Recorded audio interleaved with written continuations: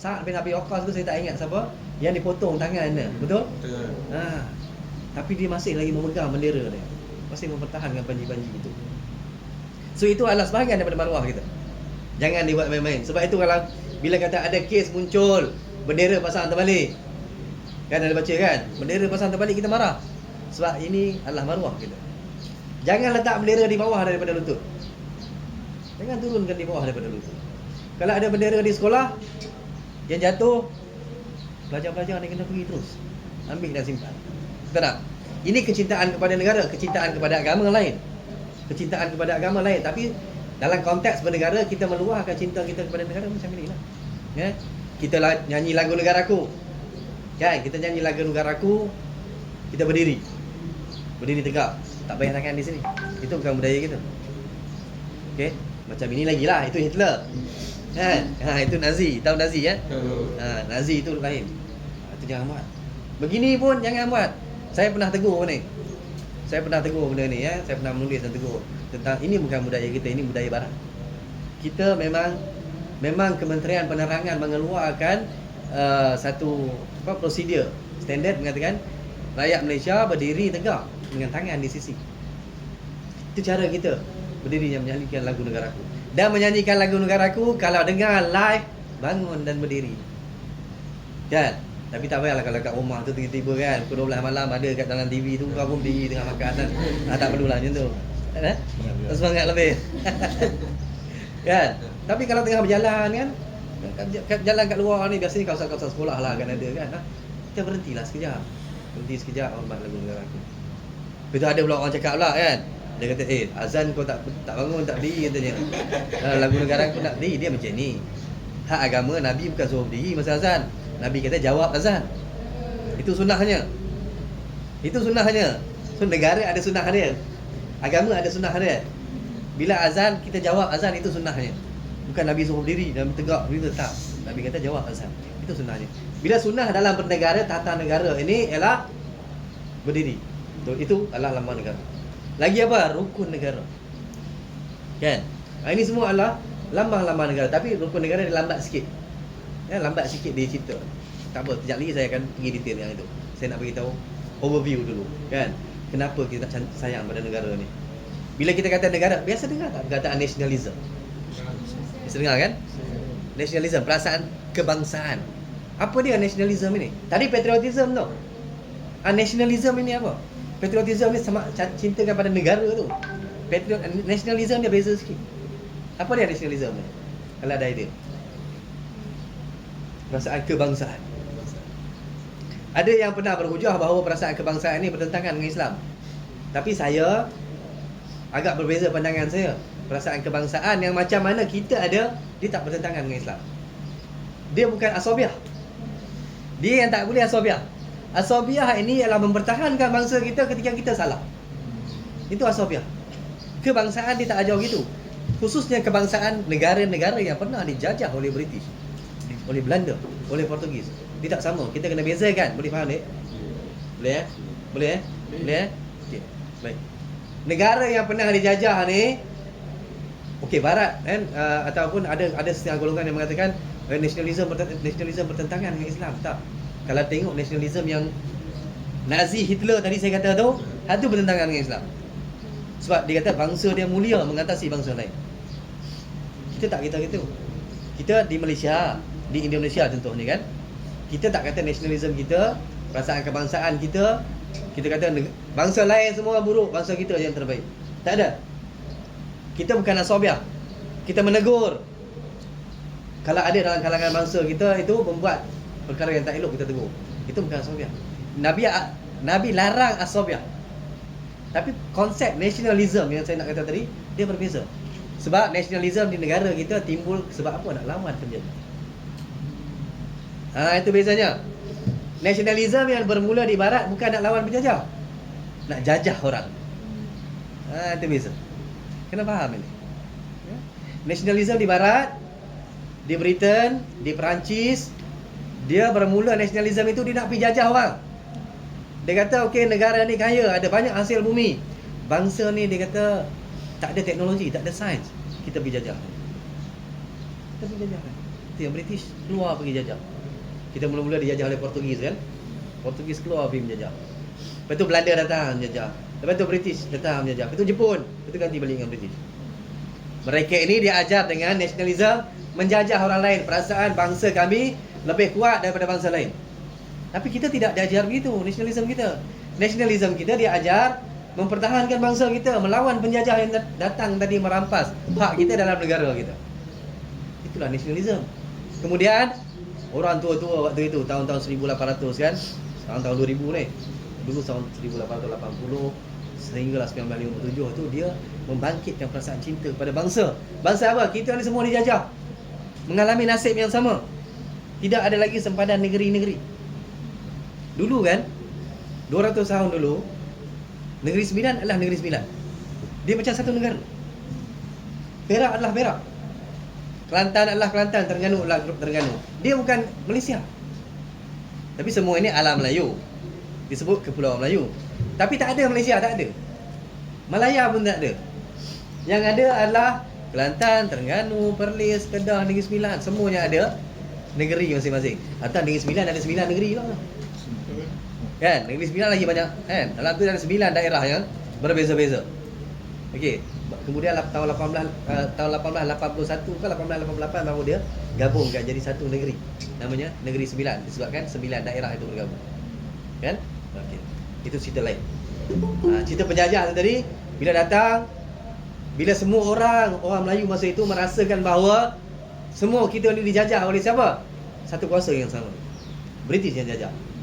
Okey. Satu budaya yang sama menjajah kita ini, mempunyai budaya yang sama, agama yang sama. Jadi kita kena bangkit untuk cinta sesama bangsa kita ni. Itu namanya nasionalisme. Belum ada negara lagi masa itu. Nation bermaksud bangsa. Bangsanya waktu itu Melayu beragama Islam. Okey, Melayu dan beragama Islam. Jadi dia pun menanamkan perasaan cinta kepada bangsa dan kemudian hilanglah sempadan negeri. Perak. Bukan berjuang untuk Perak saja. Perak berjuang untuk Kelantan. Perak berjuang untuk Terengganu. Terengganu berjuang untuk Perak. Terengganu berjuang untuk Kedah. Sebab apa? Sebab dia rasa ini semua adalah satu kawasan sempadan yang sama. Okey, kita dijajah oleh British. Tapi kenapa tak campur dengan Indonesia? Padahal Indonesia pun dia alam Melayu juga. Sebab dia dijajah oleh penjajah yang lain. Dijajah oleh Belanda. Nampak tak? Dia semangat cinta tu tadi dengan kepada bangsa tu disebabkan pengalaman yang sama. Pengalaman kita dijajah oleh British. Pengalaman mereka waktu itu dijajah oleh Belanda. Belanda lagi jahat dari British. Belanda lagi jahat. Soekarno pernah dengar? Soekarno biasa dengar kan? Soekarno ada belajar kan? Tingkatan apa? Ada kan? Soekarno. Bidang kajian saya, PhD saya, kedoktoran saya memang tentang Soekarno. Saya memang duduk di Indonesia, duduk di Australia mengkaji tentang ini. Soekarno ni bercerita tentang alam Melayu apa semua. Tapi sampai satu ketika kita berpisah dengan dia. Tahun 45 waktu dia merdeka. Kita belum merdeka lagi. Tapi dia merdeka awal. Dan kita pun tak lagi sama dengan Indonesia. Walaupun pada sebelum itu semua ini adalah alam Melayu. Alam Melayu. Okey. Kemudian nasionalisme tadi jadi berbeza. Hal itu sebab dia dijajah oleh Belanda, Belanda keluar, dia merdeka. Kita Jepun keluar, British masuk balik. Pengalaman yang lain lah. So itu dia nasionalisme. Ini belum masuk inti lagi tau. Baru mukadimah baru. Ini baru mukadimah baru. Boleh tak sekarang ni? Boleh. Ke confused? Boleh Ada soalan tak? Kalau nak tanya soalan, boleh tanya soalan. Saya okey. Belum lagi simpan soalan. Kalau nak tulis, nak soalan, nak tanya apa, boleh tanya soalan dengan saya kejap lagi. Okey? Saya okey. Alright.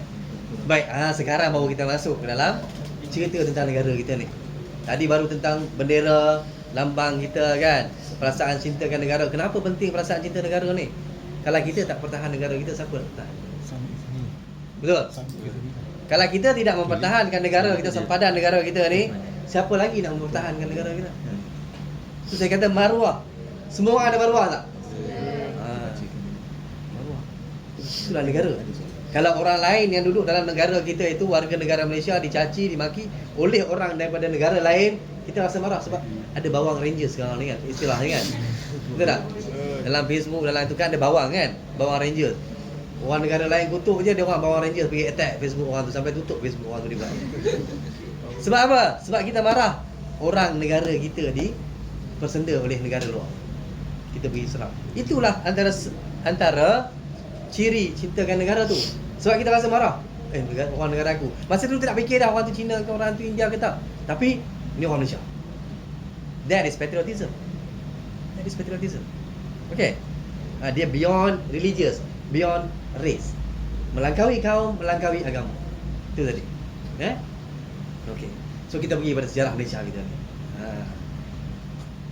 Saya selalu memulakan sejarah Malaysia kita ni walaupun dia panjang. Walaupun sebelum Melaka dah ada dah. Kan? Sebelum Melaka dah ada dah kerajaan lama. Ada Beruas, ada Kedah Tua, ada kerajaan Tanah Merah, apa semua dah ada dah. Tapi saya tak nak pergi jauh sana. Saya akan bermula dengan tahun 1824. 1824, lebih 200 tahun yang dulu. 200 tahun yang dulu. Ya? Boleh bayangkan tak 1824 tu macam mana keadaannya? Tahun 1824, hari ni 2020. 200 tahun yang dulu. Okey? Keadaan bumi ni waktu itu macam mana? Ada orang ke tak ada orang? Ada orang lah, mesti ada orang.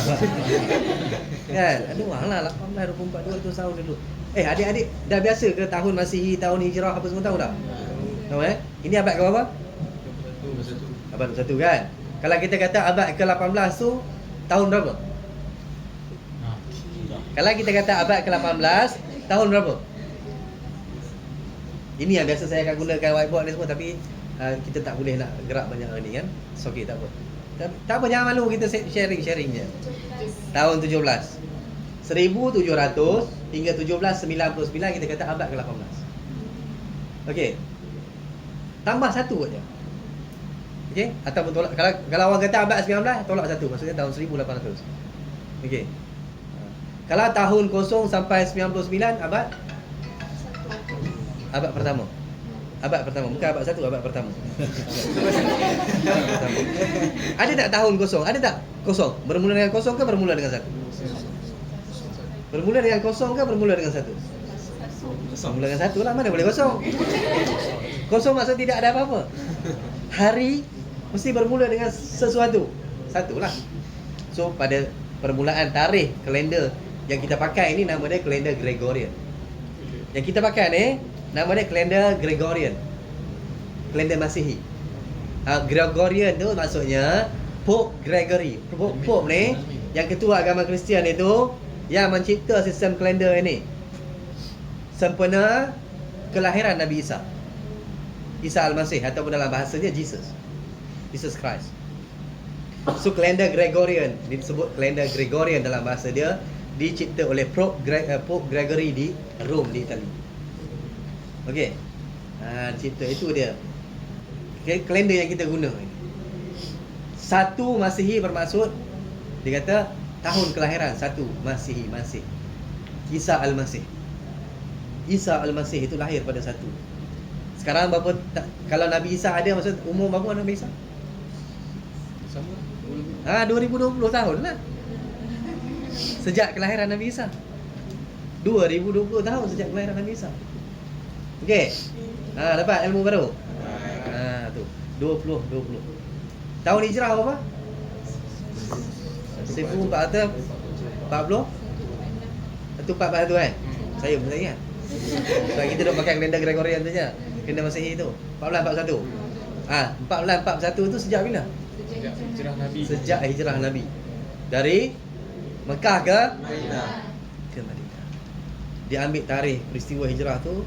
Sebelum itu bangsa Arab dia menggunakan macam mana? Ada kalender tak? Dia tak ada kalender yang sistematik macam ini. Dia tidak ada kalender sistematik. Dia mengenali tahun berdasarkan peristiwa yang berlaku pada tahun itu. Sebab itu Nabi lahir pada tahun apa? Tahun gajah. Kenapa tahun gajah? Serangan gajah, surah Al-Fil kan? Alam tara kaifa fa'ala rabbuka bi ashabil fil. Sebab tahun itu adalah tahun tentara Abraha nak menyerang Kaabah, digugurkan batu-batu untuk memusnahkan itu.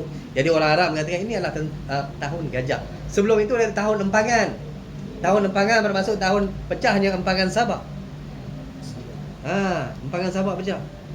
Empangan Sabah dah ada Empang rasa, oi nak cerita benda ni. Syok, banyak benda nak cerita tau. Tapi tajuk dia merdeka, sekarang tersasar banyak nanti.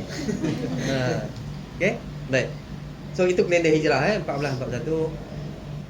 Baru ni ada kecoh kan dalam surat khabar lah, dalam Facebook. Kau ada Facebook kan? Kan ada Insta. Orang muda sekarang ni tak pakai Facebook, dia pakai Insta banyak tuan. Ada dalam tu dia kata Nabi Muhammad adalah pelarian. Saya bantah kuat. Saya memang banyak menulis dalam Facebook, memang akan di-share banyak-banyak lah. Dia dipetik oleh surat khabar apa semua lah. Okay. Saya kata Nabi Muhammad bukan pelarian. Walaupun ada orang yang mengatakan bukan orang biasa-biasa, memang ada juga ulama yang mengatakan, membincangkan, ya, yang mengatakan memang refugee, pelarian, status itu pelarian. Saya kata bukan pelarian. Nabi Muhammad hijrah. Nabi Muhammad adalah muhajirin. Nabi Muhammad adalah penghijrah yang berhijrah dari Mekah ke Madinah. Nabi Muhammad menerima wahyu untuk berpindah. Bukannya sendiri-sendiri buat keputusan nak berlari. Bukan. Tak boleh kata pelarian.